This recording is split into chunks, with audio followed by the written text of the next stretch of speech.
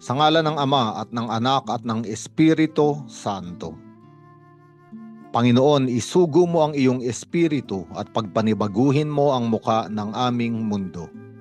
Ang mabuting balita sa araw na ito ay mula kay San Mateo Kapitulo 17, versikulo 14 hanggang 20. Ang ebanghelyong ito ay isang tagpo kung saan ang isang ama ay dinala ang isang anak, ang kanyang anak, isang bata na sinasapian ng demonyo. At sa tuwing ang masamang espiritu ay pinapahirapan ng bata, dinadala ito sa apoy at dinadala sa tubig.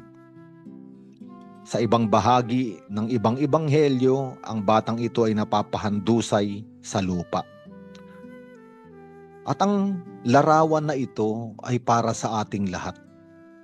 Sapagkat maraming mga pangyayari sa ating buhay, lalo pangat noong tayo pa ay mga bata, sa ating kabataan, sa ating nakaraan, ang totoong hanggang ngayon ay pinapalugmok tayo.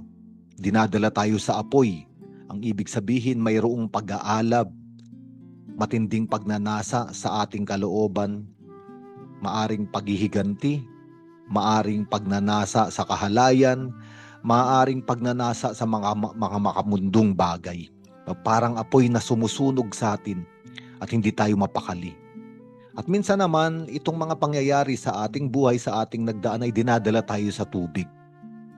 Ang tubig ay larawan ng kamatayan na nagdadala sa tao sa pagkalunod.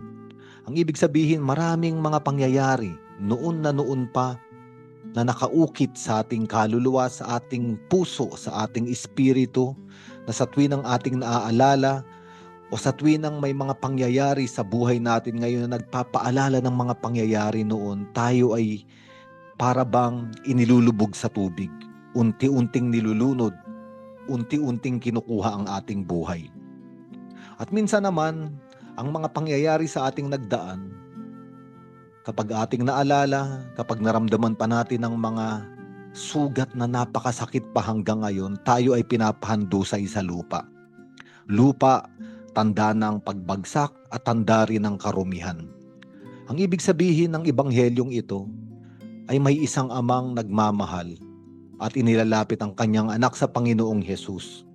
At maaari nating sabihin ang amang ito ay larawan ng ating simbahan, larawan ng mga kaparian o larawan ng mga Kristiyanong ganap na ang pananampalataya na namamagitan para sa atin upang tayo ay totoo nang lumaya at gumaling sa mga masasamang espiritu o maaari nating sabihin mga demonyo ng ating kasaysayan, mga kasaysayan na nagdaan.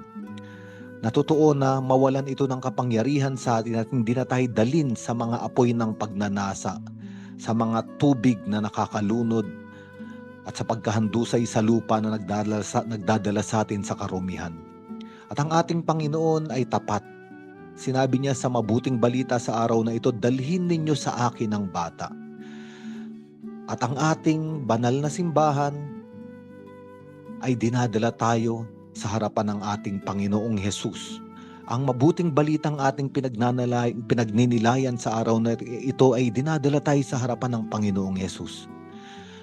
At sa harapan ng ating Panginoong Hesus, siya ay nakatingin sa atin at buong kapangyarihan niyang binibigkas ang mga salitang magpapalayas sa mga masasakit na nangyari sa ating nakaraan, magpapagaling sa mga sugat na malalalim ng mga kalagayang ating dinaanan, maglilinis ng mga karumihang nakakulapol sa ating kaluluwa at katawan.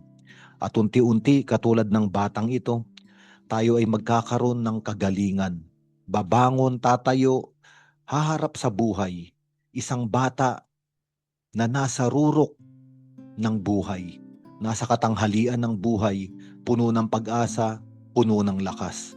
Kaya nga sa araw na ito, ang mabuting balita na ating pinagninilayan ay isang mabuting balita na daan upang makatagpo at makaharap natin ang Panginoon. Ang Panginoon punong-puno ng pagmamahal, punong-puno ng pag-aaruga, at punong-puno ng paniniwala na ang bawat isa sa atin, bagamat hinuhubog pa lamang unti-unti pa lamang lumalakas sa ating mga pananalig, ay ginagabayan at pinapatnubayan na ng Panginoon. Ito ang mabuting balita sa araw na ito. May pag-asang makalaya, may pag-asang gumaling, may pag-asang maghilom, at higit sa lahat, may pag-asang sumunod sa ating Panginoong Hesukristo. Sa ngalan ng Ama at ng Anak at ng Espiritu Santo.